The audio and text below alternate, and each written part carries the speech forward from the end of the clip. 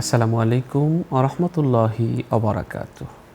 আলহামদুলিল্লাহ আলহামদুলিল্লাহি নাহমাদুহু ওয়া নাস্তাঈনুহু ওয়া নুসাল্লি আলা নাবিয়িহি ওয়া হাবিবিহি মুহাম্মাদি ওয়া আলিহি ওয়া আসহাবিহি আজমাইন।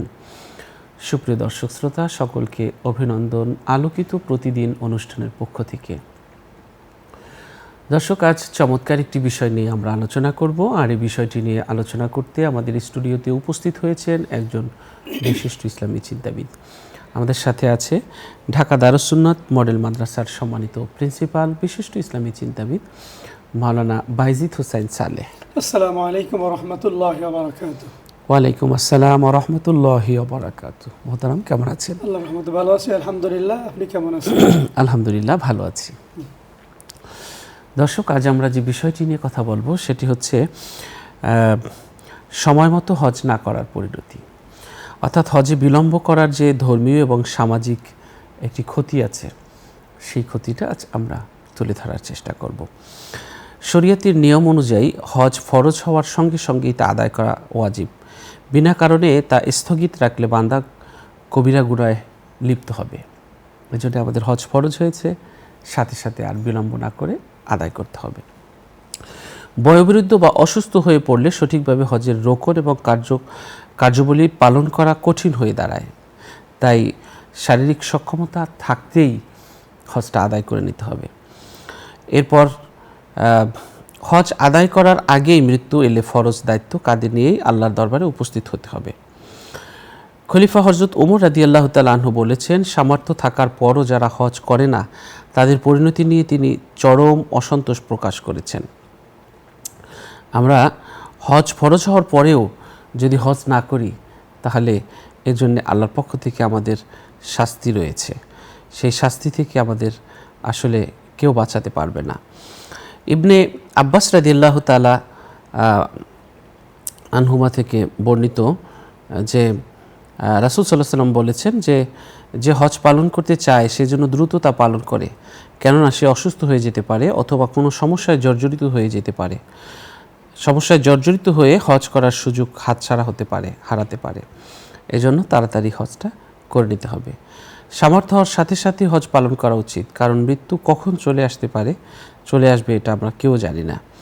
এজন্যে আমরা যখনই আমাদের হজ ফরজ হবে সাথে সাথে আমরা চেষ্টা করব সেই হজ আমাদের আদায় করার। হজ ফরজ হওয়ার পর তা আদায় না করে মৃত্যুবরণ করা ইহুদি বা খ্রিস্টান হয়ে মৃত্যুবরণ করার নামান্তর, নবীজি বলেছেন তিরমিজি শরীফের হাদিসে। যেন হজ ফরজ হলে সাথে সাথে করতে হবে আমাদের। রাসূল সাল্লাল্লাহু আলাইহি ওয়াসাল্লাম বলেছেন, আমি যদি একটি হাদিসে যে একবার রাসূল সাল্লাল্লাহু আলাইহি ওয়াসাল্লাম আমাদের উদ্দেশ্য করে বলেন, হাদিসটি বর্ণনা করেছেন আবু হুরায়রা রাদিয়াল্লাহু তাআলা আনহু। তিনি বলেছেন যে আমাদের উদ্দেশ্য করে নবীজি বলেন যে আমাদের উদ্দেশ্যে ভাষণ দান করতে গিয়ে বলেন যে মানবমণ্ডলী, আল্লাহ তাআলা তোমাদের উপর হজ ফরজ করেছেন, সুতরাং তোমরা হজ পালন করবে। তখন এক ব্যক্তি জিজ্ঞেস করলেন, হে আল্লাহর রাসূল, এটা হজ পালন কি প্রত্যেক বছরই? নবীজি সাল্লাল্লাহু আলাইহি সাল্লাম চুপ থাকলেন। লোকটি এভাবে 3 বার জিজ্ঞেস করলেন। অতঃপর নবীজি বললেন, আমি যদি হ্যাঁ বলতাম তবে তা হজ প্রতি বছর ফরজ হয়ে যেত, যা তোমরা প্রতি বছর পালন করতে পারতে না। অতঃপর নবীজি বললেন যে ব্যাপারে আমি তোমাদেরকে কিছু বলিনি সে ব্যাপারটি সেভাবে থাকতে দাও, কেননা তোমাদের পূর্বের লোকেরা বেশি বেশি প্রশ্ন করে এবং তাদের নবীদের সাথে মতবিরোধ করার কারণে ধ্বংস হয়ে গিয়েছে। তাই আমি যখন তোমাদেরকে কোনো বিষয়ে নির্দেশ করব তা যথাসাধ্য পালন করবে এবং যে বিষয়ে নিষেধ করব তা পরিত্যাগ করবে। মুসলিম শরীফের হাদিস এটি। তো হজ আমাদের অনেকেরই ফরজ হয়ে আছে, কিন্তু আমরা জানি না যে হজ ফরজ হয়ে আছে, করতে হবে। আমরা সারা জীবন জাকাত দিই, সারা জীবন জাকাত দিলে একটি ফরজ। সারা জীবন রোজা রাখি, সারা জীবন রোজা রাখলে একটি ফরজ। সারা জীবন নামাজ পড়ি, সারা জীবন নামাজ পড়লে ইসলামের একটি ফরজ। সারা জীবন আমরা এই কালিমা পড়ি, একটি ফরজ। আর জীবনে একবার হজ করি, সেটা একটি ফরজ। সুতরাং এটাকে নির্ভুলভাবে যথাযথ সময় আদায় করা আমাদের কর্তব্য। চলুন, আমরা যারা হজ ফরজ হওয়ার পরেও হজ বিলম্ব করছি না, কোরআন হাদিসে তাদের পরিণাম সম্পর্কে কি বলা হয়েছে এ বিষয় নিয়ে চলুন আলোচনা শুনছি আমাদের আজকের অতিথির কাছ থেকে। জি মোহতারাম। শুকরান জাযাকাল্লাহ। বিজ্ঞ উপস্থাপক, আল্লাহ তাআলা আপনাকে সুস্থতার সাথে নেক হায়াত দান করুন। আমাদের এই অনুষ্ঠান যেসব দর্শক শ্রোতা দেখছেন, আল্লাহ তাদেরকেও সুস্থ, সুন্দর ও নিরাপদে রাখুন। সুবহানাকা লা ইলমা লানা ইল্লা মা আল্লামতানা ইন্নাকা আনতাল আলিমুল হাকিম। আল্লাহুম্মা সাল্লি ওয়া সাল্লিম ওয়া বারিক আলাইহি। চমৎকার একটি বিষয় আপনি আলোচনার জন্য নির্ধারণ করেছেন, অত্যন্ত গুরুত্বপূর্ণ একটি বিষয়। তো হজ কাদের উপর ফরজ হয় আমরা অনেকেই জানি।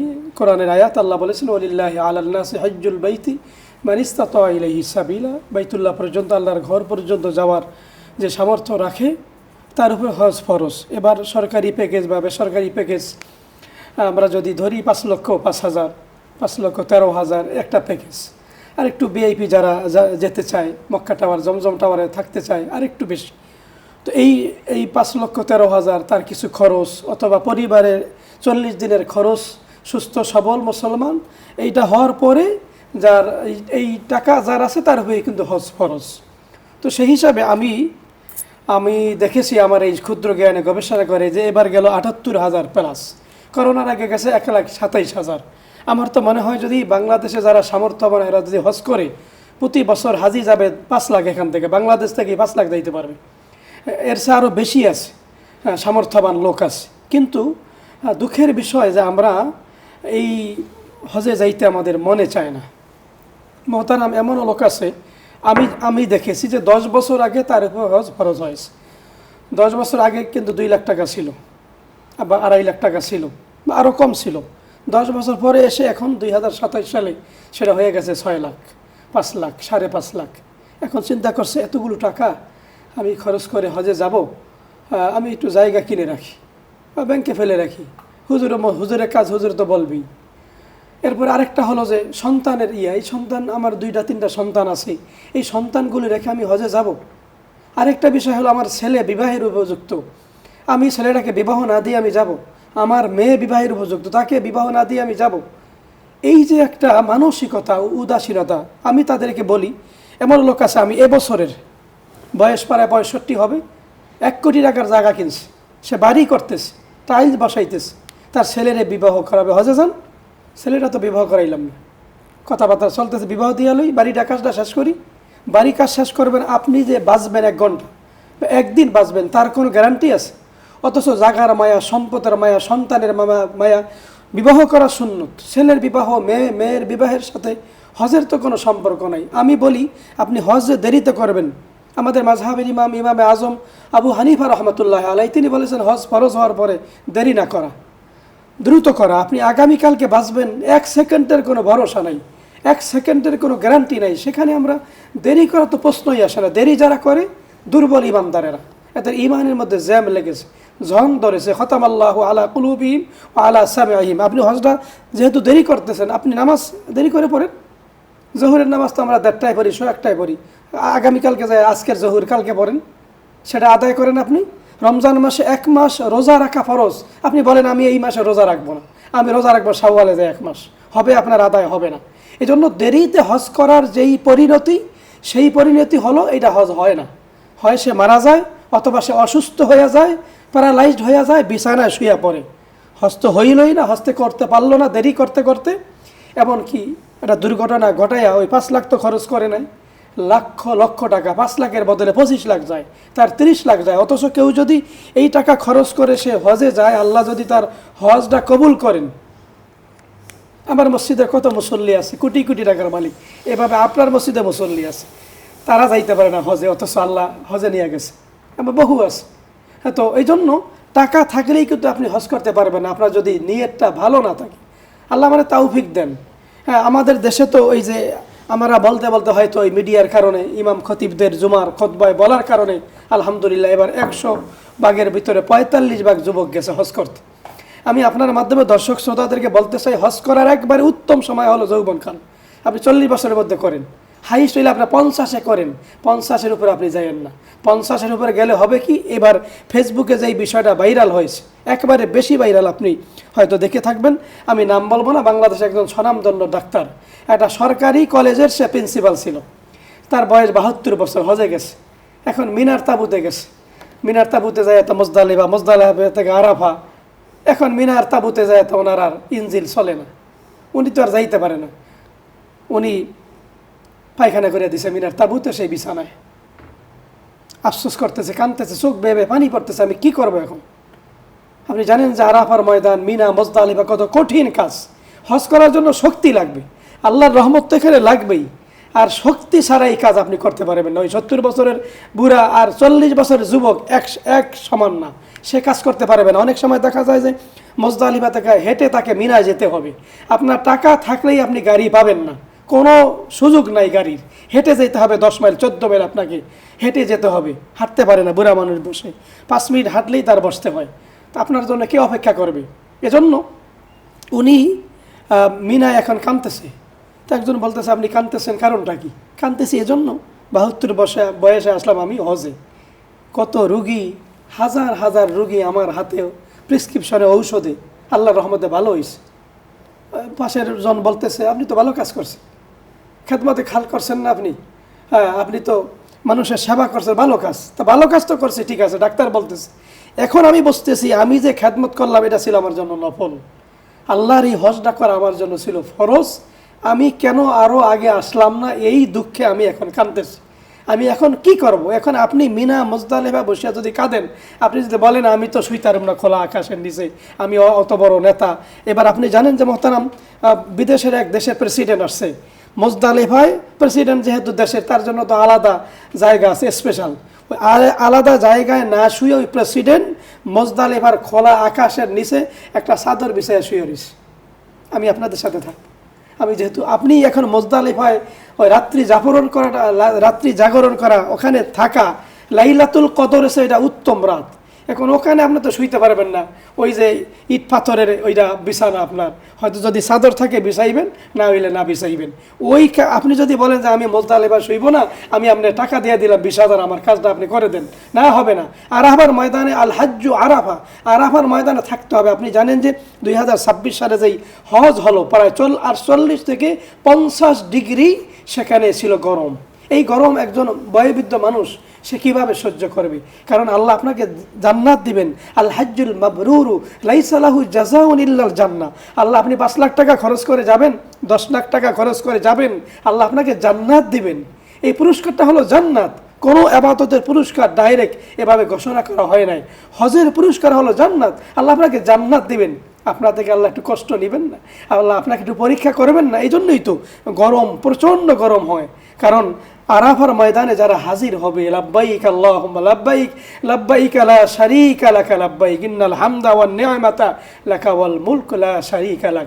এই তালবিয়া যে অন্তরের অন্তঃস্থল থেকে আল্লাহকে হাজির নাজির যে পড়বে, তার জীবনের গুনাহ আল্লাহ মাফ করে দিবেন। আরাফার ময়দানে হাজির হলেই তার জীবনের গুনাহ মাফ। আর ওলামায়ে কেরাম বলেছেন যে আরাফার ময়দানের উপর দিয়া ওই দিন, হজের দিন, যদি কোনো পাখিও উড়ে যায়, ওই পাখিটাকে আল্লাহ হাজি হিসাবে গণ্য করেন। তো এই যে মর্যাদা, এই যে সম্মান, আল্লাহর ঘর আপনি দেখবেন, হ্যাঁ আল্লাহর ঘর আপনি যখন দেখবেন, দেখে যেই দোয়াটা করবেন, সাথে সাথে দোয়াটা আল্লাহ কবুল করেন। সুবহানাল্লাহ। আমি দেখেছি যে নাইজেরিয়া থেকে যারা আসে, ইন্দোনেশিয়া, মালয়েশিয়া, কত বড় ওই নাইজেরিয়া লোকদের সাথে একবার 8-10 জন নাইজেরিয়া নিগ্রো, তাদের পিছনে আমি তাদের তাওয়াফের সময় তাদের ধরছি, পিছনে মাজা কোমর ধরে আমি তো হাঁটতেছি, আর অন্য হাজিরা আমার দেখে হাসতে আছে।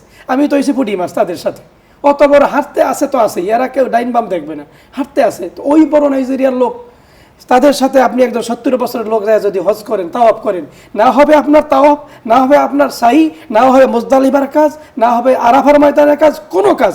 আমি যেটা বলবো, 70 বছর, 60 বছর, 65 বছরে যাওয়ার পরে তার কোনো হজের কোনো রকম, না ওয়াজিব না ফরজ, কোনো কিছুই সে ঠিকমতো আদায় করতে পারবে না। আর আমাদের দেশে যারা হজে যায়, এরা তো ওই হুজুরের উপরে মানে ইক্তেদাইতু বিহাযাল ইমাম, ইক্তেদাইতু বিহাযাল মুআল্লিম, ওনার বলে আল্লাহু আকবার বলে, ওনার পিছে ছোটে, লেখাপড়া তারা জানে না, হজের ওয়াজিব জানে না, ফরজ জানে না। এজন্য আমি বলবো যে হজ তো ফরজ হওয়ার সাথে সাথে কোনোভাবেই আপনি দেরি করবেন না। আপনাকে দেরি না করার জন্য আমি বিনয়ের সাথে অনুরোধ করব, এই হজ আপনি করতে পারবেন না। বহু আছে চাকরি থেকে রিটায়ার্ড হওয়ার পরে স্বামী স্ত্রী একসাথে যাবে, 50 লাখ টাকা পাবে, একটা বাড়ি করবে, আবার হজে যাবে, হজের জন্য 10 লাখ, বাড়ির জন্য 30 লাখ, এইরকম হিসাব করতে থাকে। হিসাব করতে করতে এমনও আছে স্টক করে পারিস। স্ট্রোক করে হাত অবশ হয়ে গেছে, পা অবশ হয়ে গেছে। আমি এবছর আছে কয়েকজনকে জিজ্ঞেস করছি, কি ভাই রিটায়ার হওয়ার পরে আপনি হজে যাবেন না? এখন তো আপনি স্ট্রোক করছেন, এখন কেমনে যাবেন? এজন্য হজ ফরজ হওয়ার সাথে সাথে কোনোভাবেই দেরি করা উচিত না। এটা বুদ্ধিমান, বিচক্ষণ, আল্লাহর ভয় যার অন্তরে আছে, আল্লাহর দরবারে যে হাজির হওয়াকে ভয় করে, তার উচিত ও আম্মা মান খাফা মাকামা রাব্বিহি ওয়া নাহান নাফসা আনিল হাওয়া। নফস বলতেছো তুমি যাইও না, আগামী বছর যাও। তুই 5 লাখ টাকা দিয়ে জায়গা কিনো, ব্যাংকে রেখে দাও, তোমার টাকায় লাভ আসবে না ভাই। না, আল্লাহর যেই ফরজিয়াতকে আপনি আগে প্রাধান্য দেন, আল্লাহ আপনাকে বরকত দেবেন। আপনি এই টাকা খরচ করে যান, 5 লাখ টাকার বিনিময়ে আল্লাহ আপনাকে আরও ডাবল দিবেন। আল্লাহ আমার এই হজের ফরজ বিধানটা তুমি পালন করেছো, আমার ঘরে তুমি তাওয়াফ করেছো, আমার রসুলকে তুমি সালাম দিয়েছো। রসুল তো বলেছে হজ করতে এসে যে আমাকে সালাম দিল সে যেন জীবিত অবস্থায় আমি রসুলকে সালাম দিল। সুবহানাল্লাহি বিহামদিহি সুবহানাল্লাহিল আযীম। এজন্য হজ না করার একেবারে পরিণতি, আমি যেটা বলবো এটার পরিণতি হয়েছে মরণ। যে দেরি করিয়া হজটা করে এর পরিণত হইল মরণ। অনেক সময় ওসিয়ত করে যায় সন্তানকে, সন্তান হজ করাইতে চায় না। ওসিয়ত, বাবার ওসিয়ত সে পূরণ করে না, কি দরকার আছে? বরিয়া গেছে ভালো হইছে, বলে মরছে ভালো হইছে, বাড়িও পাইলাম, কিসের হজ করামো, 7 লাখ টাকা খরচ করে, কোনো দরকার নাই। বহু সন্তান আছে, কারণ সন্তান খেসে দিনই শিক্ষা দেয় না, কোরআন সুন্নাহর জ্ঞান তার মধ্যে নেই। হুজুর যত বলে বদলি হজ করাও, বদলি হজ করাও, বদলি হজ করাইব না। 5 লাখ টাকা দিয়ে বাবার জন্য হজ করাবো না, আমরা অন্য কাজ করব। এজন্য আপনার এমন সন্তানকে আপনি রেখে গেছেন যে সন্তানটা দিনদার, যে সন্তান আল্লাহওয়ালা, যে সন্তান তার ভিতরে আলেম ওলামার প্রতি মহব্বত আছে, দিনের প্রতি মহব্বত আছে। যদি জবাব হয় না, এই সন্তান আপনার ওসিয়ত পূরণ করবে না, সে ওসিয়ত সে মানবে না।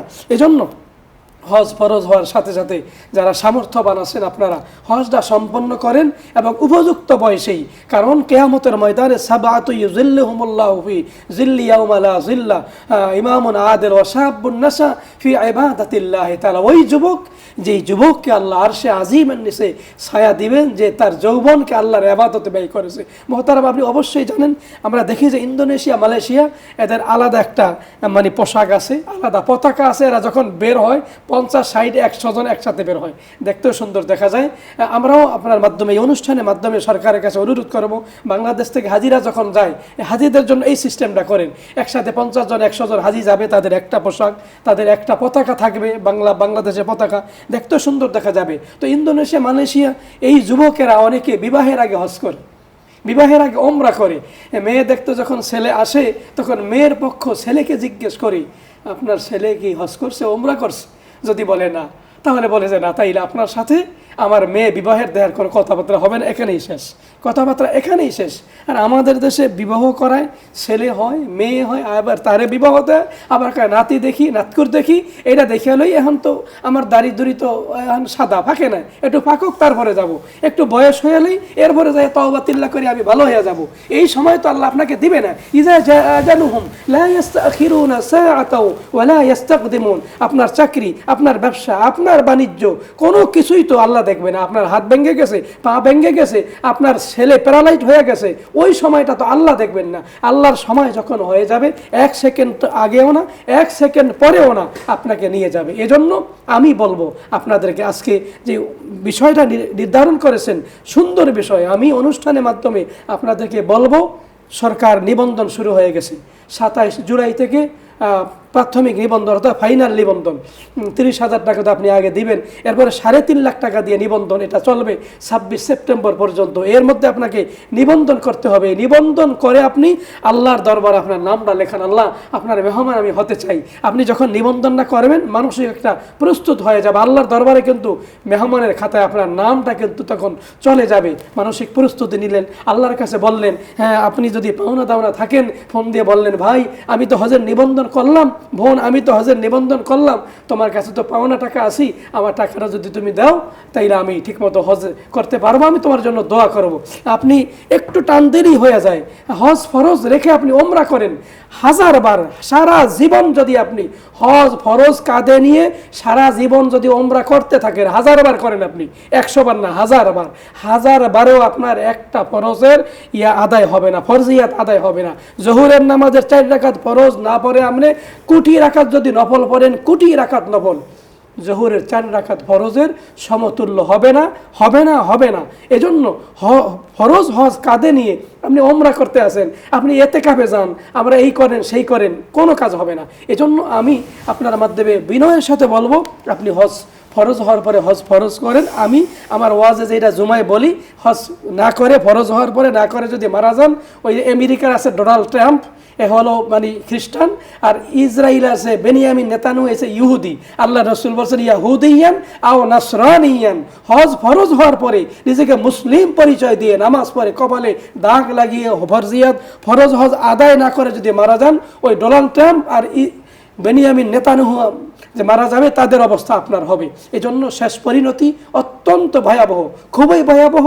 আর এটা যদি পালন করে মারা যান, আপনার এই ফরজিয়াত সন্তান আদায় করবে না। এই ফরজ বাবার ফরজ, বাবা চলে গেছে, ওনার সাথেই থাকুক। এজন্য কোরআন হাদিসে এই বিষয়ে তো সবিশেষ গুরুত্ব আরোপ করা হয়েছে। আল্লাহ রাব্বুল আলামিন তো বলেছেন, সব দুনিয়ার আমি বুঝলাম, সব কিছু বুঝলাম, তো আমি এইটা বুঝলাম না। আর সন্তান যারা আছেন, ছেলে যারা মেয়ে আছেন, ওই অনুষ্ঠান আপনারা যারা শুনেন, আপনি বাবাকে বলবেন, বাবা আমার বিবাহের চিন্তা আপনার দরকার নাই। ছেলে আপনি বলবেন, আমার বিবাহের চিন্তা আপনার দরকার নাই, শুধু আল্লাহর ঘরটা ধরে আপনি আমার জন্য একটু বলবেন। এতটুকুই। ছেলে মেয়ে তুমি যদি বাবাকে ভালোবাসো, আল্লাহর ভয় তোমার মনের মধ্যে যদি থাকে, তোমার বাপকে মাকে বলো আপনারা যান, আমরা আপনাদের জন্য দোয়া করি, আমাদের জন্য আপনারা দোয়া করবেন। আমার এইটা দেখা এরকম, ছেলে মেয়ে বাপকে বলছে আমাদের বিবাহের চিন্তা আপনি করবেন, আপনি যান।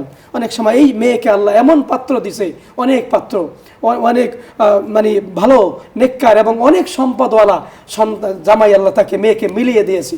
এজন্য সন্তানদেরও কর্তব্য হলো, স্ত্রীর কর্তব্য হলো তার স্বামীকে পাঠানো, ছেলের মেয়ের কর্তব্য হলো বাবা মাকে ফরজ হওয়ার পরে তাড়াতাড়ি যান, আমাদের সম্পদের দরকার নাই, আমরা আপনাকে সব কিছু ব্যবস্থা করে দিব, আপনি হজ করে আসেন। তা না হলে এর পরিণতি ভয়াবহ হবে। অর্থ সম্পদে আল্লাহ অর্থ সম্পদ ছিনিয়ে নেবেন, ধন সম্পদ ধ্বংস হয়ে যাবে, ফল ফলাদিতে ক্ষতি হবে, সন্তান সন্ততির ক্ষতি হবে। আল্লাহ রাব্বুল আলামিন হায়াতে রিজিকে বরকত আল্লাহ রাব্বুল আলামিন উঠিয়ে নেবেন।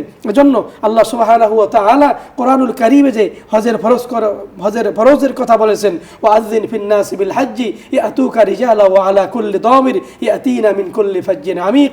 ইব্রাহিম খলিলুল্লাহ আবু কুবাইস পাহাড়ে দাঁড়িয়ে তিনি যে আহ্বান করেছিলেন, হজের ঘোষণা দিয়েছিলেন, ওই ঘোষণা শুনে যারা লাব্বাইক বলেছিল তারা তো হজে যাবে। এই জন্য এই হজটা আমরা সময় মতো করব, আমরা যেন দেরি না করি, আমরা যেন কৃপণতা না করি।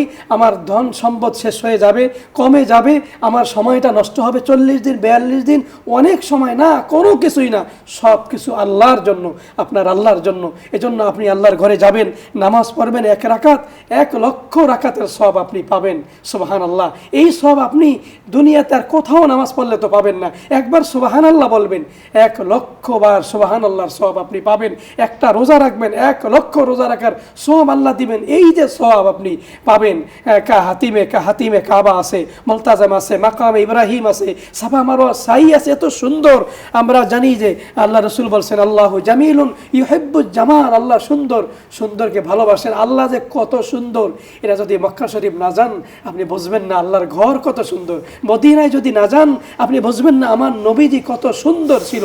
এজন্য আমরা সামর্থ্যবান যাদের উপর হজ ফরজ হয়েছে, আমি বিনয়ের সাথে আপনাদেরকে বলবো, আমার দেখা, আমি ক্ষুদ্র মানুষ, আমার ক্ষুদ্র বয়সের এই অভিজ্ঞতা থেকে বলবো, যাদের হজ ফরজ হয়েছে, হজ করতে পারে নাই, মারা গেছে, সন্তান কিন্তু হজ তাদের করাচ্ছে না। এজন্য এই যে গুনাহ, এই যে আপনি করলেন না, 10 বছর আগে হজ ফরজ হয়েছে, আজকে 10 বছর চলে গেছে, এই ধারাবাহিক গুনাহ কিন্তু আপনার আমলনামায় জমা হয়ে যাবে। এই গুনার বোঝা কিন্তু বাড়তেই আছে। এরপরে শেষ বয়সে গেলে তো আপনার কোনো কাজগুলোই আপনি সুন্দরভাবে করতে পারবেন না। এজন্য আজকের অনুষ্ঠানের মাধ্যমে আমি আপনাদেরকে বিনয়ের সাথে অনুরোধ করব, আর দেরি না করে 2027 সালে আপনি আল্লাহর মেহমান হবেন, হজের জন্য নিবন্ধন করবেন। ভালো ট্রাভেল সরকারি লাইসেন্সভুক্ত এজেন্সি, সরকারের সাথে যারা লাইসেন্স যারা পেয়েছে, রেজিস্ট্রেশন যাদের আছে, এবং হক্কানি আলেম যারা আছে, আলেম ওলামা আছে যারা বারবার হজে গেছে, অভিজ্ঞ লোক। এই জন্য আল্লাহওয়ালা এই লোকদেরকে দেখে খুঁজে খুঁজে খুঁজে বের করে আপনারা যাবেন। অনেক সময় কম খোঁজে, কোন জায়গায় 20,000 টাকা কম, কোন জায়গায় 50,000 টাকা কম। আমি বলবো না, 50,000 বেশি দিয়ে আপনি যাবেন একজন ভালো আলেমের সাথে, 1 লাখ টাকা বেশি দিয়ে যাবেন। জীবনে তো একবার, আপনি তো প্রতি বছর যাবেন না, এজন্য কম খুঁজবেন না। কম খোঁজলে কিন্তু কপালে কিন্তু দুর্ভোগ আছে। ভালো প্যাকেজে ভালো আলেম দেখে তার সাথে আপনি ডাইরেক্ট কথা বলে আপনি যাবেন। অনেক এজেন্সি আছে যারা ডাইরেক্ট টাকা নেয় না, ব্যাংক টু ব্যাংক, তারা ব্যাংকে দিয়ে দিবেন। আপনি এই রকম দেখে এখনই আপনি নিয়ত করেন, প্রস্তুতি নেন, আল্লাহর কাছে বলেন। সন্তান সন্ততি তারাও কিন্তু আপনাকে সহযোগিতা করবে, প্রতিবেশী যারা আছে তারাও সহযোগিতা করবে। তা না হলে তারা কিন্তু খোটা দিবে। খোটা কিন্তু অনেকে দেয়, কি ভাই আপনি তো হজ করলেন না, নিবন্ধন এমনও আছে নিবন্ধন করেছে 5 বছর আগে, 6 বছর আগে, 7 বছর আগে নিবন্ধন করেছে, হজে যায় না। কি যায় না? আগামী বছর যাব। একসাথে টাকা আমি 7 লাখ জমাইলি, একসাথে 7 লাখ টাকা আপনি জমাইতে পারবেন না, এটা সম্ভব না। অল্প অল্প করে নিবন্ধন করে রাখেন, বাকি আল্লাহ ব্যবস্থা করে দিবে। এজন্য আমরা যারা সামর্থ্যবান, আপনারা আর দেরি না করে এবছরেই 27 সালে হজের নিয়ত করে নিবন্ধন করেন। আল্লাহ রাব্বুল আলামিন সেই তৌফিক দান করুন। আমিন আমিন। দর্শক, আমরা অনুষ্ঠানের শেষ প্রান্তে চলে এসেছি। অনুষ্ঠানের এই পর্যায়ে রয়েছে একটি মোনাজাত। যে যেখান থেকে এই অনুষ্ঠান দেখছেন সকলে চাইলে আমাদের সাথে মোনাজাতে শরীক হতে পারবেন। আল্লাহুম্মা সাল্লি আলা সাইয়্যিদিনা ওয়া নাবিয়িনা ওয়া শাফিয়িনা ওয়া হাবিবিনা ওয়া মাওলানা মুহাম্মদ সাল্লাল্লাহু আলাইহি ওয়া আলা আলিহি ওয়া আসহাবিহি ওয়া বারাকা ওয়া সাল্লাম। আল্লাহুম্মা আমিন। আল্লাহুম্মা আমিন। রব্বানা যালামনা أنفسنا وإن لم تغفر لنا وترحمنا لنكونن من الخاسرين اللهم آمين. ربنا لا تزغ قلوبنا بعد إذ هديتنا وهب لنا من لدنك رحمة إنك أنت الوهاب اللهم آمين. রব্বুল আলামিন, তোমার শাহী দরবারে বড় আশা নিয়ে আসিয়াছি সাই, তোমার দুয়ার থেকে যেন নিরাশ হয়ে নাহি যায়। জীবন গেল ভুলের বোঝাই, তবু এমন ভুল করে যায়। সময় গেল আশায় আশায়, মাফ করো আমায় প্রভু, মাফ করো আমায়। রব্বুল আলামিন, তোমার দরজায় কখনো প্রহরী থাকে না, দারোয়ান থাকে না, বন্ধ হয় না, নিরাশার দরজা নয়। তাই তোমার দরজায় দাঁড়িয়েছি, হাত পেতেছি, গুনার বোঝা নিয়ে এসেছি। রহমতের পানি দিয়ে জীবনের গুনাহগুলো ধুয়ে পরিষ্কার করে দাও। করুণার শিশির দিয়ে জীবনের গুনাহগুলো ধুয়ে মুছে পাক পবিত্র করে দাও। রব্বুল আলামিন, তুমি ছাড়া কার কাছে যাব?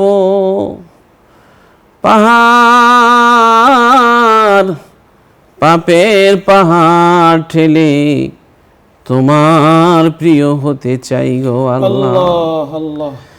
এত বেশি পাপ করেছি, পাপের দিকে তাকালে মনে হয় কবরে মারবা। পাপের দিকে তাকালে মনে হয় জাহান্নামে মারবা। রব্বুল আলামিন, গুনার দিকে তাকালে তোমার রাগ হবে, গুসা হবে, গুনার দিকে নয়, মোদের মিনতির দিকে একটু তাকাও। এত বেশি গুনাহ করেছি, এই হাত তুলে তোমার দুয়ারে ধরে রাখতে রাখতে যদি হাত অবাস হয়ে যায়, তোমার কাছে ক্ষমা চাইতে চাইতে যদি বাক শক্তি রুদ্ধ হয়ে যায়, চোখের পানি ঝরাতে ঝরাতে যদি সব শেষ হয়ে যায়, দুই পাশ দিয়ে যদি চোখের দাগ হয়ে যায়, গর্ত থেকে যদি চোখ বের হয়ে যায়, তোমার দুয়ারে দাঁড়াতে দাঁড়াতে যদি পা অবশ হয়ে যায়, তোমার দুয়ারে হাঁটতে হাঁটতে যদি পায়ের নিচে ফোসকা পড়ে যায়, তখনও যদি তুমি বলো ফিরে যা ফিরে যা, কেন আগে আইলি না, বলো মোরা কার কাছে যাব গো আল্লাহ। আল্লাহ মোদের জিন্দেগির সব গুনাহ খাতা মাফ করে দাও, আল্লাহুম্মা আমিন। আল্লাহ আমাদের হায়াতে বরকত দাও, রিজিকে বরকত দাও, ঋণ পরিশোধ করার তৌফিক দাও, ঋণ পরিশোধ করার তৌফিক দাও, সুস্থতা দান করো, ভালো রাখো, নিরাপদে রাখো, সুস্থ রাখো, সকল প্রকার বাধা প্রতিবন্ধকতার চড়াই উতরাই পেরিয়ে সাফল্যের পথে পৌঁছার তৌফিক দান করো। রব্বিরহামহুমা কামা রব্বায়ানি সগীরা।